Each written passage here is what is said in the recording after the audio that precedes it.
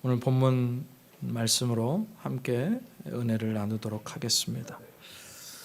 우리가 사도행전을 보면 이제 계속해서 사도행전 13장 이후에 바울의 이야기가 계속 되어지는데, 이 바울의 이야기 속에서 또 우리는 하나님의 이야기를 발견할 수 있고 또 그 하나님의 이야기를 우리의 삶으로 살아낼 수 있습니다. 그래서 오늘 이제 바울의 이야기를 또 계속 보는데요. 예루살렘 공의회가 할례 문제, 구원 문제로 예루살렘 공의회가 열렸었는데 그 의회가 잘 마치고 이제 바울이 2차 전도 여행을 떠나게 됩니다. 2차 전도 여행이 시작된 이후에 바울 일행은 성령의 인도하심을 따라서 마게도냐 지역에 가서 이제 복음을 전하게 되는데, 지금의 유럽 지역이라고 생각하시면 됩니다. 유럽에까지 가서 이제 복음을 전합니다. 선교 사역을 감당하게 돼요. 빌립보에서 복음을 전하고 그 뒤에 이제 데살로니가 지역으로 가는데, 그곳에서 바울은 또다시 어려운 일을 당하게 됩니다. 헬라인들이 바울의 복음 전도를 듣고 회심하는 역사가 일어나는데, 근데 유대인들이 그걸 차마 보지 못하고, 선한 눈으로 보지 못하고 시기가 가득해가지고 저작거리에 불량배를 불러다가 소동을 일으킵니다. 때를 지어 소동하게 하고 바울을 방해하고 핍박합니다. 결국 데살로니가에서 더 오래 있고 싶었는데 약 3주 만에 그곳을 떠나게 돼요. 그래서 베레아로 가서 복음을 전합니다. 그런데 이 데살로니가에 살던 유대인들이 얼마나 끈질겼는지, 바울이 이제 베레아에 가서 하나님의 말씀을 전하고 그곳에 이방인들이 주님께 돌아온다는 소식을 듣고 자기 지역을 떠나서 베레아 지역까지 가서 바울을 회방 놓고 박해하고 계속해서 공격을 합니다. 바울을 향한 유대인들의 공격이 멈추지를 않아요. 그래가지고 이제 결국 그곳에도 못 있고 저기 아테네로 내려갔다가 또 다시 이제 고린도에 가서 사역을 하게 되는데, 바로 그 고린도에서 사역의 전환점이 되는 사건이 벌어집니다. 오늘 12절 13절에 이렇게 나옵니다. 갈리오가 아가야 총독되었을 때에 유대인이 일제히 일어나 바울을 대적하여 법정으로 데리고 가서 말하되 이 사람이 율법을 어기면서 하나님을 경외하라고 사람들을 권한다 하거늘, 이렇게 나옵니다.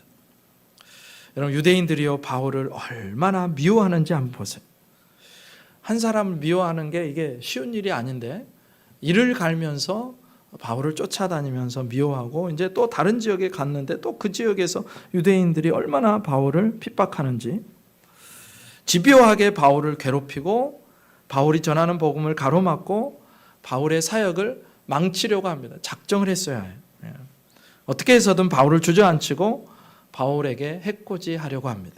그래서 바울을 이제 심지어 법정까지 데리고 가서 그를 고발하고 고소하고 소송을 제기하는 거예요. 근데 이때가 언제냐? 갈리오라는 사람이 아가야의 총독이 된 지 얼마 안 된 그런 시간입니다. 이 아가야라는 로마 제국의 행정구역인데, 이 아가야는 아테네와 고린도 지역을 포함하는 좀 넓은 지역을 가리켜서 아가야 지역이라고 하고요.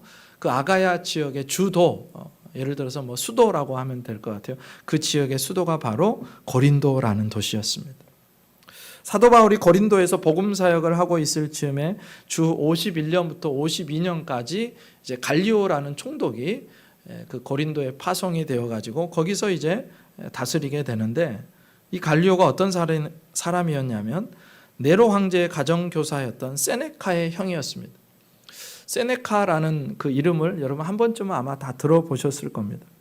그러니까 2000년 전의 이름을 우리가 기억하고 있다, 들어봤다. 그 사람 상당히 유명한 사람이에요. 세네카가 상당히 유명한 사람인데, 당시 네로 황제 치하에서 권력을 가지고 있었고, 그리고 그런 동생을 둔 형이니까 갈리오는 또 그도 제국 내에서 탄탄한 권력 기반을 가지고 있었던 그런 사람이에요.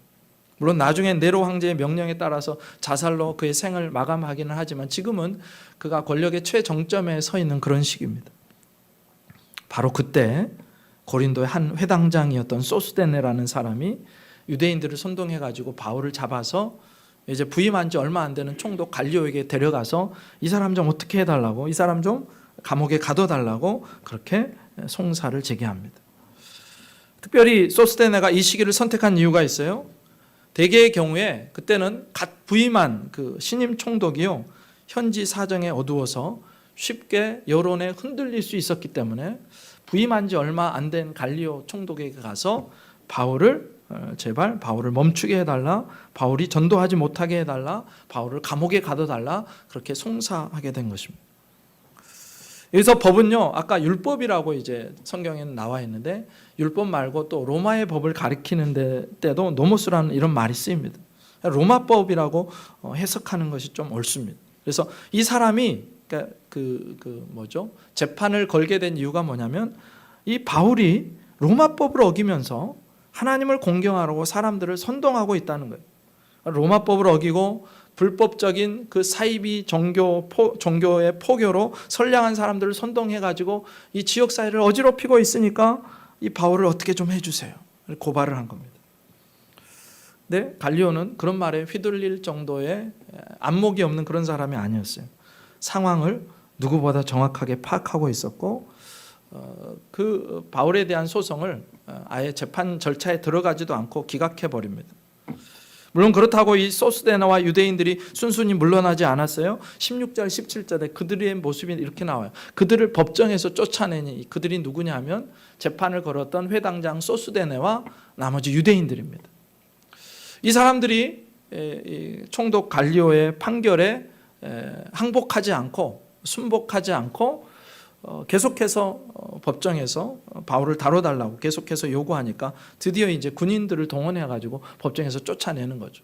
그리고 모든 사람, 17절에 보니까 모든 사람이 회당장 소스데네를 잡아 법정 앞에서 때리되 갈리오가 이 일을 상관하지 아니하니라, 이렇게 나옵니다. 그러니까 쫓아낸 이유가 갈리오의 판결에 소스데네가 승복하지 않았기 때문이고 시위하듯이 계속해서 소란을 피웠기 때문이랍니다. 총독은 이제 경비병들을 시켜서 쫓아내죠. 근데 상상치도 못한 일이 일어나는데 그때 그 재판을 지켜보고 있던 다른 사람들, 고린도의 주민들이, 이방인들이 소스데네를 잡아서 린치를 가합니다. 조직적으로 폭력을 행사해요. 왜 그랬냐? 이 자들이 그 고린도 유대인들이 사실 그곳에 들어와서 별로 감정이 좋지 않았을 뿐만이 아니라 그들이 총독의 판결에 의구심을 품고 무례하게 그리고 악한 행동을 했기 때문에, 그리고 심지어 바울에게 하는 못된 일들을 많이 봐왔기 때문에 이 고린도 주민들이 합세해가지고 바울을 고발한 소스데네를 집단 폭행하기 시작하는 거예요. 총독이 하는 일 중에 하나가 뭐냐면 질서를 잡아야 되는데, 그런데 그 폭행 사건을 두고도 총독 갈리오가 그냥 내버려 둡니다. 너는 맞아도 싸다는 거예요. 여러분, 이 장면에서 바울을 공격하고 배척하는 유대인들의 악함이 얼마나 집요한지를 여러분 꼭 보셔야 됩니다. 하나님의 사람을 넘어뜨리는 일을 위해서요, 마귀는요 절대로 가만히 있지 않습니다. 그가 계속해서 공격을 하고 화살을 쏘아대면 불화살을 날려대면서 낙심하게 하고요, 불평하게 하고요, 원망하게 하고요, 그렇게 얼마나 마귀가 발악하는지를 우리가 이 유대인들의 모습을 통해서 보셔야 돼요. 그래서 이 악의 집요함 때문에, 유대인들의 이 집요함 때문에 하나님의 사람들이요 때론 해야 될 일을 포기할 때가 있어요. 주님이 기뻐하시는 일을 놓아버리려고 할 때가 있습니다. 그런데 그럼에도 불구하고 우리가 포기하지 말아야 될 이유가 있죠.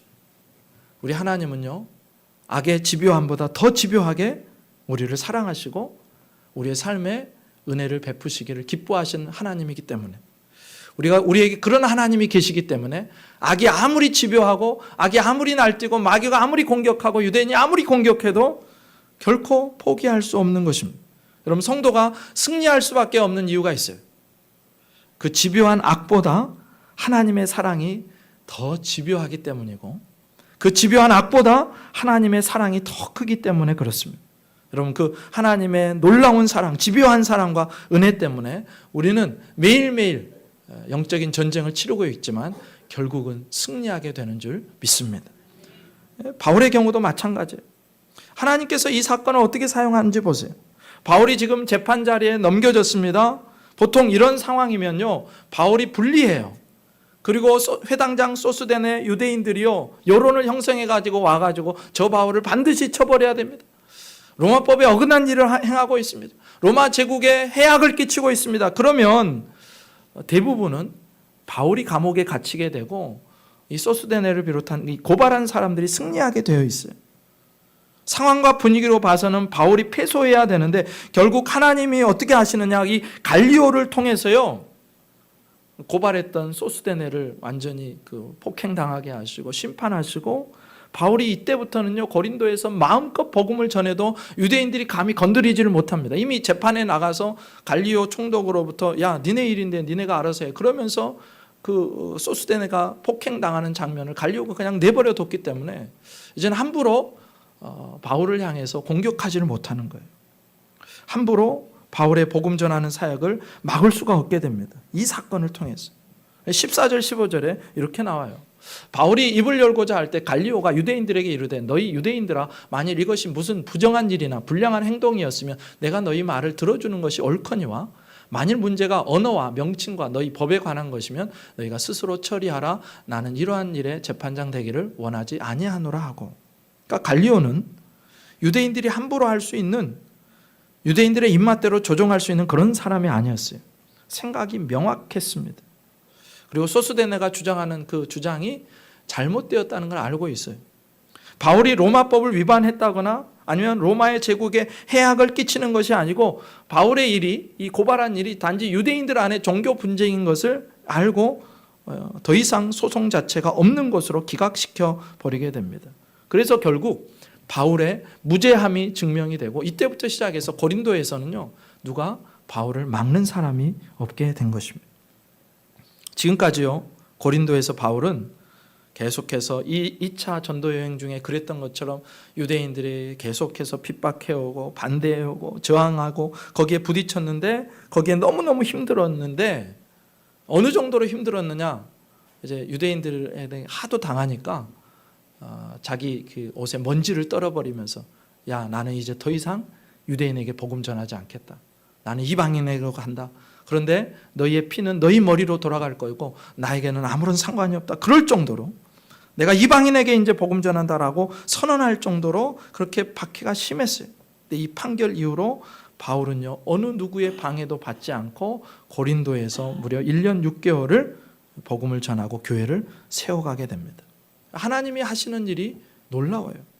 유대인들 때문에 더 궁지에 몰린 것 같았는데 하나님은 갈리오의 판결을 통해서 순식간에 그 상황을 뒤집어 버리시고 역전시키시는 것입니다. 결국 1년 6개월 고린도에 머물면서 복음을 전했고, 그 고린도 교회가 이제 충분히 홀로 설 수 있다, 사생력이 있다, 그렇게 판단되었을 때 이제 전도 여행을 2차 전도 여행을 마치고 이제 수리아 안디옥으로 돌아가기 위해서 이제 뱃길에 오르게 됩니다. 18절에 이렇게 나와요. 같이 한번 읽어볼까요? 시작. 바울은 더 여러 날 머물다가 형제들과 작별하고 배 타고 수리아로 떠나갈새 브리스길라와 아굴라도 함께 하더라. 바울이 일찍이 서원이 있었으므로 갱그레아에서 머리를 깎았더라. 아멘. 여러분, 만날 때가 있으면 떠날 때가 있는 법입니다. 환영하며 용납할 때가 있는가 하면 축복하며 보내줘야 될 때가 있는 거예요. 바울이 이제 1년 6개월의 고린도 사역을 다 정리를 하고 성도들을 뒤로 하고 수리아 안디옥을 향해서, 자기를 파송해준 수리아 안디옥 교회를 향해서 다시 출발합니다. 근데 이때 브리스길라와 아굴라도 함께해요. 이 브리스길라와 아굴라가 어떤 사람이냐? 로마에서 천막 제조업을 하고 있었던 사람이에요. 근데 당시에 천막 제조업이요, 얼마나 큰 인기가 있었느냐 하면 거의 모든 군영, 그러니까 로마 제국이 된 데에는 군대의 힘이 엄청났거든요. 근데 그 군대가 뭘 쓰느냐 하면 천막을 씁니다. 또 민간인들도 천막을 많이 써요. 그래서 인기 직종입니다. 천막 제조업이. 근데 49년에, 주후 49년에 로마에 거주하던 유대인들이요, 대규모의 폭동을 일으키는데, 그때 황제가 클라우디우스라는 황제였는데 그 유대인들 가운데 로마 시민권을 갖지 못한 모든 유대인들을 다 추방해버려요. 그때 로마에서 추방된 사람들 중에 이 브리스길라와 아굴라 부부가 있었고, 그들이 천막 제조업을 갖고 있었어요. 바울보다 고린도에 먼저 와서요, 그 천막 제조업을 통해서 그곳에 정착하게 됩니다. 그때 그렇게 정착할 때쯤에 또 엄청난 사건들이 있어서 천막이 아주 불티나게 팔렸던 때가 있다라고 역사가 기록합니다. 그러니까 지금 고린도에 먼저 와 있던 이 브리스길라와 아굴라 부부는요, 상당히 이제 로마에서 쫓겨나기는 했지만 그곳에서도, 고린도에서도 이미 정착을 한 상태이고 이미 경제적으로 탄탄한 그런 상황, 고린도에 이미 뿌리를 내린 그런 상황이었습니다. 그래서 바울을 만났을 때 복음을 듣고 회심하고 바울을 그때부터 돕기 시작하는데 숙식을 제공하고요, 1년 6개월 동안 복음을 전할 수 있도록 결정적인 조력자의 역할을 한 사람들이 바로 이 브리스길라와 아굴라 부부였습니다. 사업이 성장했어요. 충분히 그곳에서 편안하고 안락하게 살 수 있었습니다. 그런데 그들이 바울이 고린도를 떠날 때 미련 없이 고린도를 떠나서 바울과 함께 동행하기로 결정한 겁니다. 바울이 뭔가 약속해 준 게 아니에요. 나와 같이 가면 이렇게 해주겠다. 장밋빛 미래를 약속한 것도 아니고 무슨 특별한 계획이 있어서도 아닙니다. 바울과 함께 한 팀이 되어서 예수 그리스도의 복음을 전하고 교회를 세우고 하나님의 나라의 영광을 위해서 살아가겠다. 그 하나의 목적을 가지고 바울과 함께 그 지역을 떠난 거예요. 그럼 그들이 어떻게 그렇게 쉽게 그런 결정을 하고 떠날 수 있었을까? 그 이유가 무엇일까? 그것은 바로 그들이 바울이 전한 복음을 듣고 인생의 가치관이 변했기 때문에 그렇습니다. 그들의 인생의 참된 목적을요, 예수님 안에서 발견한 거예요. 영원한 생명이신 주님을 내 인생의 주인으로 모실 뿐만이 아니라 세상에 유한한 것, 세상에 썩어질 것, 세상의 그 물질을 목적으로 하지 않고 영원한 하나님 나라를 목적으로 살았기 때문에 그들은 크게 고민하지 않고 바울을 따라서 한 팀으로 바울과 동행할 수 있었습니다. 그러니까 두 부부는요, 세상의 것들, 특별히 물질, 돈을 초월한 사람들이었어요. 돈이, 물질이 내 삶의 좋은 수단이 될 수 있고 도구일망정 이것이 내 인생의 목적이 될 수 없다는 것을 분명히 알고 있었던 사람들이라는 거예요. 그래서 두 부부는요, 지금 고린도에서 이미 안정이 되었고 사업도 성장해서 확장이 되었고 충분히 그곳에서 잘 지낼 수 있음에도 불구하고 그것들을 내려놓고 바울과 함께 동행하게 되는 것입니다. 그러니까 예수님을 믿고 가치가 변한 거죠. 예수님을 믿고 내 인생의 목적이 변한 거죠. 주님을 인생의 주인으로 모시고 영원한 하나님 나라를 목적으로 살았기 때문에 그들은 어느 순간이든지 주님이 원하시면 복음을 위해서라면, 하나님의 나라의 확장을 위해서라면 자기의 삶을 내려놓고 또 다른 곳으로 가서 주님의 일을 감당할 수 있었다는 것입니다. 그럼 저와 여러분이 예수님을 믿게 되었다. 그럼 제일 큰 변화가 뭐냐면 우리 안에 가치 체계가 달라지는 겁니다. 내가 무엇을 복으로 생각하고 있느냐? 내가 무엇에 매여서 무엇에 묶여서 살아가고 있느냐? 어떤 사람은요, 세상에 그냥 마음이 다 묶여가지고 세상에 돈에 묶여가지고 세상에 어떤 명예에 묶여가지고 그것 때문에 살아가는 사람이 있어요. 그러나 성도는 다르죠. 예수님을 주인으로 고백하는 사람은 다릅니다. 그 사람들은요, 세상에 묶이지 않는 사람들, 세상에 아무리 돈으로 물질로 명예로 묶으려고 해도 묶이지 않는 사람들, 오직 하나님의 말씀에 묶여있는 사람들, 하나님이 주신 비전과 영혼 구원에 대한 사명에 묶여있는 사람들, 오직 주님께 묶여있는 사람들. 그래서 가치가 새로워지고요, 삶을 바라보는 방식이 새로워지고, 그래서 오늘 브리스길라와 아굴라 부부처럼 언제든지 주님이 원하실 때 복음을 위해서라면 내 삶을 드릴 수 있는 그런 사람, 저와 여러분이 그런 사람으로 살아가시기를, 날마다 영원한 하나님의 나라를 목적하고 살아가는, 영혼을 목적으로 하고 살아가는 저와 여러분 되시기를 주님의 이름으로 축복합니다. 이 부분에서 또 우리가 주목할 부분이 있어요. 바울이 일찍이 서원이 있었대요. 서원이. 그래서 갱그레아에서 머리를 깎았다라고 합니다. 이 말은요, 바울이 고린도에 오면서부터 하나님 앞에 서원을 하고 그 서원의 기간이 다 되어서 이제 머리를 깎게 되었다, 그런 말입니다. 민수기에 보면요, 나실인의 소원을 할 때가 있어요. 내 삶을 하나님 앞에 온전히 집중하고 싶을 때, 내 삶을 드리고 싶을 때 어느 정도 일정 기간을 정하지요. 뭐 1개월이라는 기간을 정할 수도 있고 1년이라는 기간을 정할 수도 있고 아니면 몇 개월이라는 기간을 정해서 하나님, 나는 하나님을 바라보고 하나님께 집중하기 위해서 세 가지를 끊겠습니다. 그래서 세 가지 끊는 게 있어요. 머리에 삭도를 대지 않습니다. 금하는 거 첫 번째가. 두 번째는 포도주나 그 독주를 마시지 않아요. 포도주의 열매도 아예 마시지 않습니다. 오직 주님만을 내 기쁨으로 하고 주님께 집중하기 위해서. 그리고 마지막 하나는 시체에 접근하지 않습니다. 누가 돌아가셔도 그 나실인의 기간 동안은 시체에 접근하지 않아요. 시체에 가까이 하지 않습니다. 하나님만이 생명이시기 때문에 그 하나님을 바라보며 하나님을 내 생명처럼 알고 살겠습니다. 그런 의미에서 이제 서원을 하는데, 아마도 바울이 이제 고린도에 들어가면서 서원을 했던 것 같아요. 하나님, 내가 전보다 더 주님을 더 사랑하기 원하고 내 믿음이 더 성숙하기를 원하고 하나님이 주신 사명에 더 집중하기를 원합니다. 그래서 세 가지를 하지 않았는데 1년 6개월 동안 그랬으니까 머리가 얼마나 자랐을지 한번 생각해 보십시오. 근데 그 기간이 끝나는 거예요. 1년 6개월이. 여러분 잘 생각해 보면요, 사실 바울처럼 위대한 하나님의 사람이 어디 있습니까? 그는 다메섹 도상에서 예수님을 만난 이후로 목이 잘려 순교하는 그 순간까지 한순간도 그는 그의 삶을 허투루 보내지 않았습니다. 예수님과 복음을 위해서 일평생을 드린 사람. 근데 그런 그가 뭘 또 더 드릴 게 있다고? 뭘 또 더 주님께 집중하겠다고 나실인의 서원을 하느냐는 거예요. 그런데도 불구하고 바울이 하나님 앞에 서원을 하고 하나님을 바라보았다면 그의 서원의 목적이 무엇이었을까? 그는 끊임없이 영적으로 성장하기 원하는 마음이 있었던 거예요. 자신의 사역 가운데 한순간도 하나님을 놓치기 싫었습니다. 그런 몸부림. 여러분, 바울이 원래부터 위대한 사도여서 엄청난 업적을 이룬 게 아니고요, 이런 바울의 마음, 이런 바울의 초심이요, 하나님께 붙어있고 하나님께 생명을 드리는 마음으로 살았던 그 모습이 그의 삶의 결과와 선교의 결과를 만들어내었다는 것입니다. 여러분, 인간이 참 연약합니다.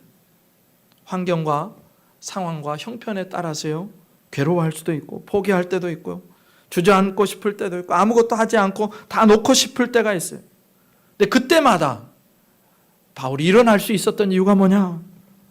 그를 일어나게 하시는, 일으켜 주시는 하나님을 그가 계속해서 주목하고 있었기 때문에 그렇습니다. 의미가 없는 것처럼 여겨지는 삶, 괴롭고 지친 삶 속에서 다시 살아갈 수 있고 다시 사명의 길을 걷게 하시는 것은 오직 하나님 한 분밖에 없어요.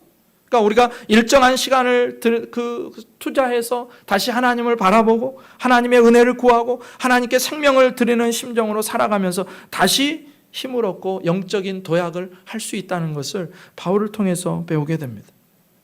뿐만 아니라 이 바울의 모습을 통해서 인생은요, 하나님 앞에 서는 그 순간까지 계속해서 자라가야 된다는 것을 깨닫게 됩니다.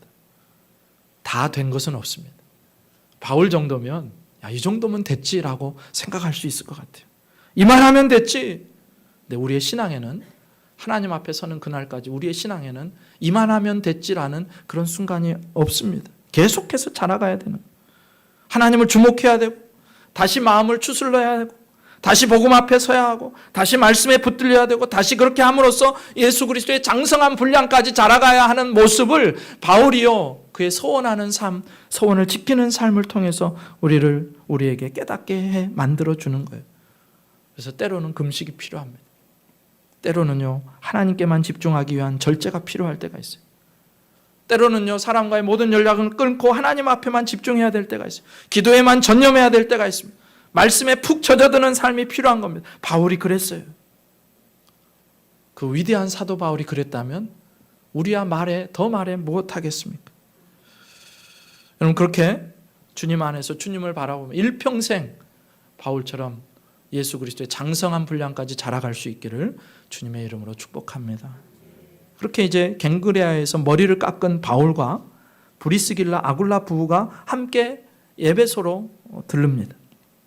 당시 이제 수리아 안디옥까지 가는 거리가 1000km가 넘었으니까 발달한 교통이 있는 것도 아니고 비행기가 있는 것도 아니고 때로는 걸어서 가야 되고 때로는 배를 타고 이쪽 갔다가 또 저쪽 갔다가 옮겨 타고 계속해서 그 여행을 해야 되는데, 첫 번째 그러니까 고린도에서 나와서 갱그레아에서 배를 타고 에베소까지 이제 가게 됐어요.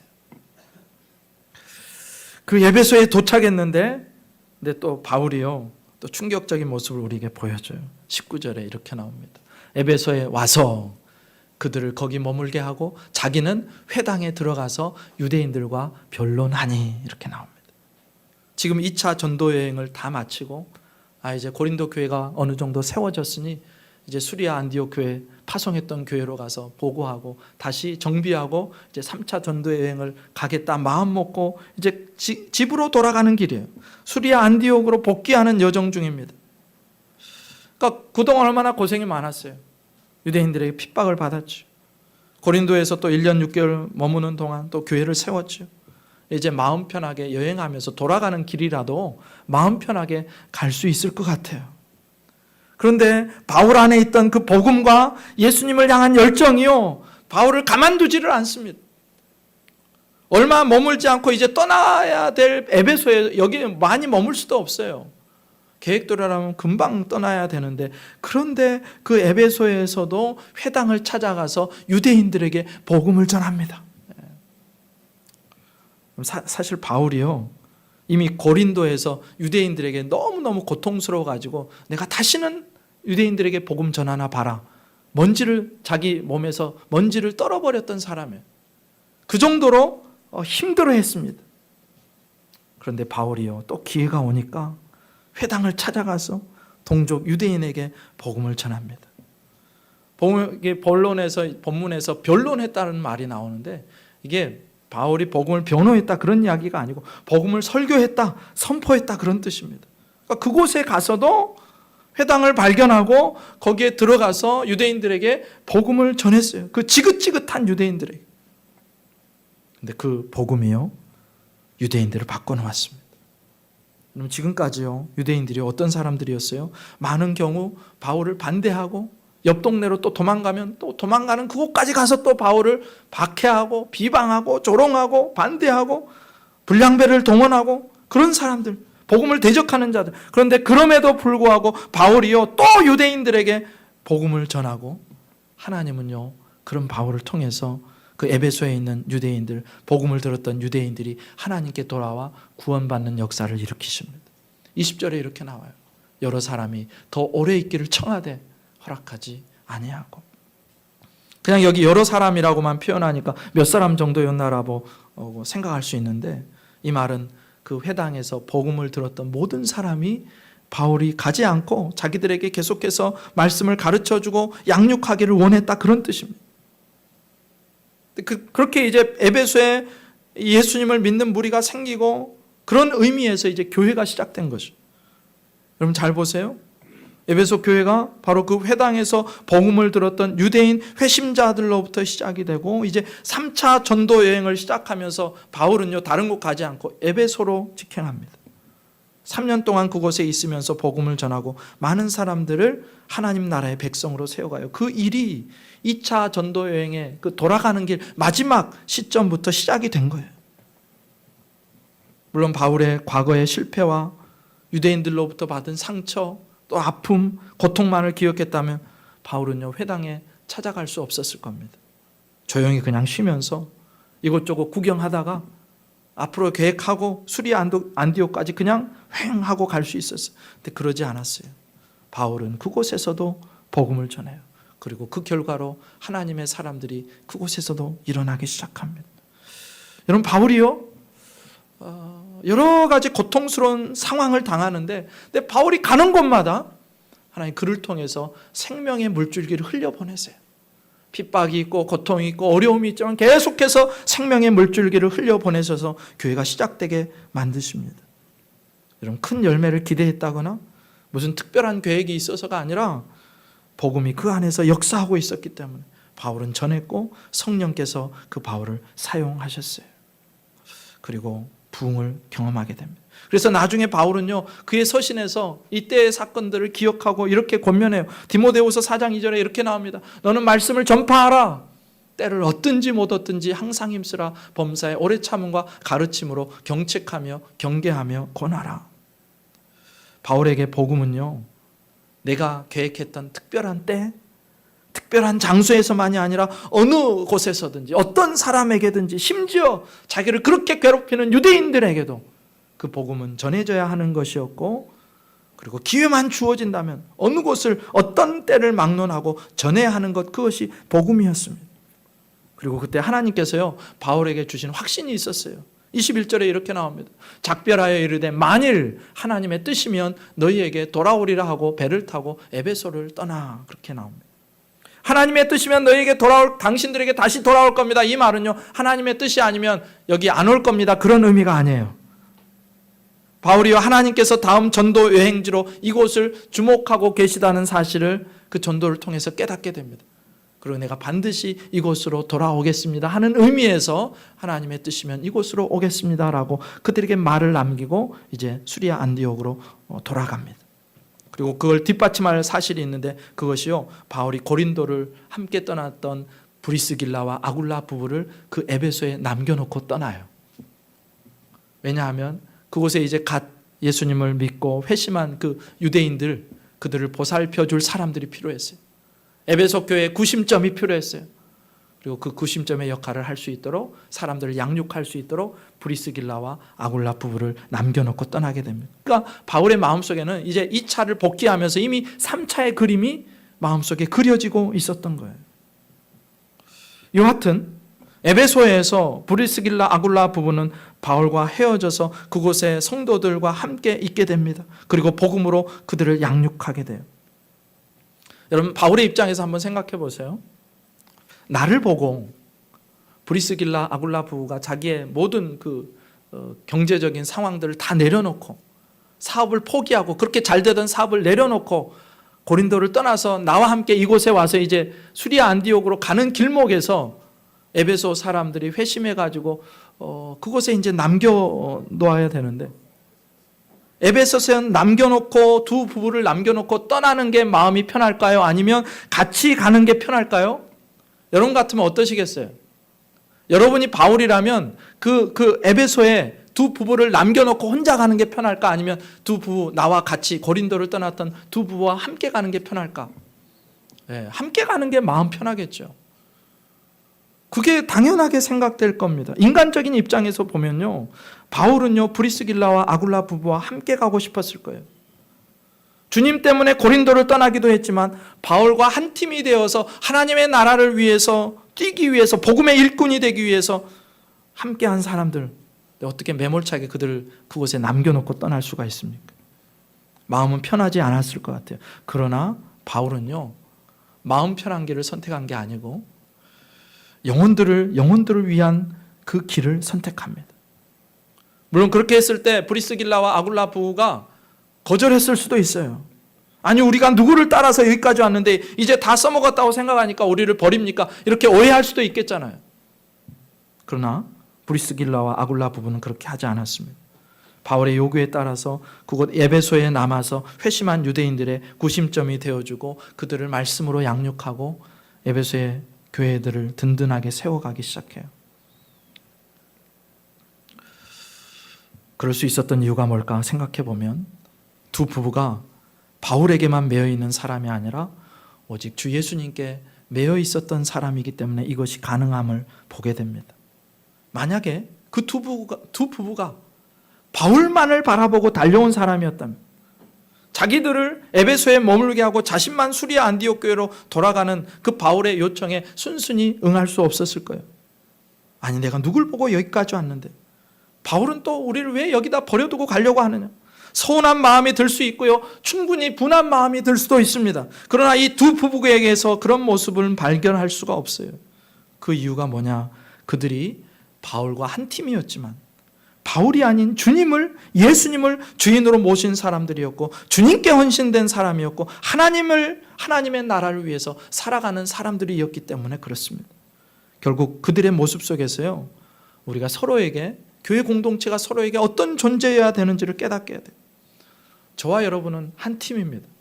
일심교회로 묶어주신 한 팀이에요. 공통점이 뭐냐? 오직 예수 그리스도와 복음을 위해서 한 팀이 되었다는 것입니다. 오직 예수 그리스도를 주인으로 섬기고 그분의 뜻이라면 무엇이든 순종한다는 의미에서 한 팀이지, 예수님과 상관없이 서로가 서로에게 묶여있다 그런 의미에서 한 팀이 아니라는 것입니다. 오직 예수님과 복음에 묶여서 때로는 한 곳에 있지 않아도, 때로는 각자의 삶의 자리에 있을지라도, 때로는 또 같이 하면서 그렇게 함께 사역을 하면서 어떤 상황에서도 예수님을 머리로 하는 한 팀이 될 때야만이 그 팀이 오래 갈 수 있고 그 팀을 통해서 하나님이 복음의 역사를 일으키신다는 거예요. 그래서 한 팀이 끝까지 갈 수 있는 이유는 오직 예수님 한 분뿐이라는 사실, 그것을 이 두 부부를 통해서 배우게 되는 것입니다.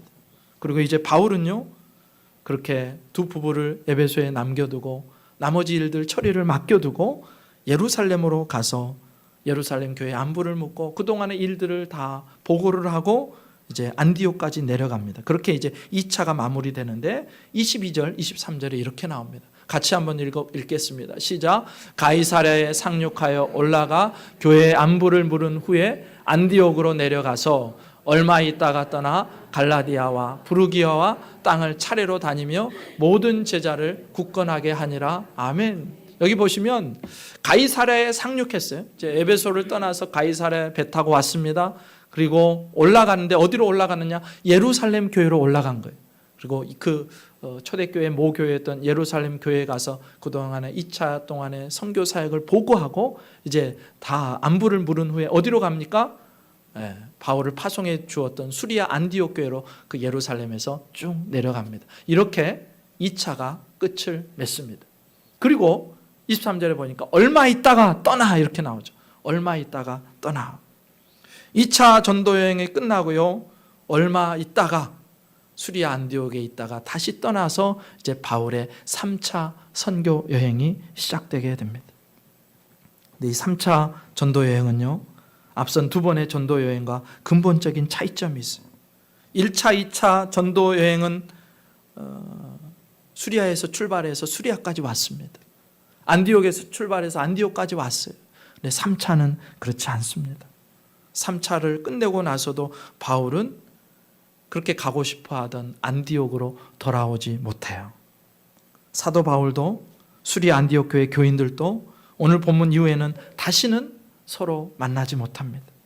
3차 전도 여행의 종착역으로 예루살렘에 갔던 이 바울이요, 그곳에서 유대인들에게 고발돼 가지고 체포되어서 가이사랴에 2년간 투옥이 되고요, 거기서 이제 상황이 나아질 기미가 안 보이니까 그 황제 가이사에게 항소해서 결국 그곳에서 안디옥으로 가보지도 못하고 바로 로마로 압송되게 되고, 그곳에서 가택연금을 하고 잠깐 풀려났다가 또 잡혀가지고 결국 참수형을 당하게 되는 게 바울의 일생입니다. 그러니까 오늘 본문에 나오는 얼마 있다가 떠나라고 쓴 구절은요, 바울과 수리아 안디옥 교회 성도들의 마지막이었고 이 땅에서의 영원한 이별이 되는 그런 순간이었습니다. 물론 바울도 수리아 안디옥 교회 성도들도 그것이 서로가 만날 수 있는 마지막일 것이라고 상상했을 사람은 아무도 없었어요. 1차, 2차 때처럼 다시 만나게 될 거고, 전도 여행을 마친 후에는 그동안 있었던 하나님의 역사와 하나님의 이야기를 들을 소망과 기대감에 아마도 부풀어 있었을 것입니다. 그러나 그들이 바람과는 달리 그들은 사랑하는 바울의 모습을 다시는 볼 수 없었고 그의 이야기를 다시는 들을 수 없었습니다. 그래서 우리 인생을 보게 돼요.